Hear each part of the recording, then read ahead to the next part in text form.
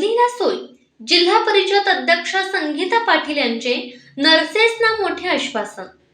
जिल्हा परिषद सांगलीच्या अध्यक्षा संगीता पाटील यांची महाराष्ट्र राज्य जिल्हा परिषद नर्सेस संघटना सांगलीच्या पदाधिकाऱ्यांनी भेट घेतली.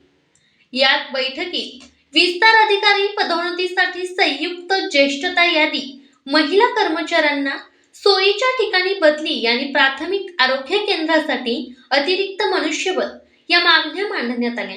यावेळी नर्सेस संघटना अध्यक्षा सुजाता पवार, विद्या माने, रजिना नदा, अश्विनी खोत आदी उपस्थित होत्या.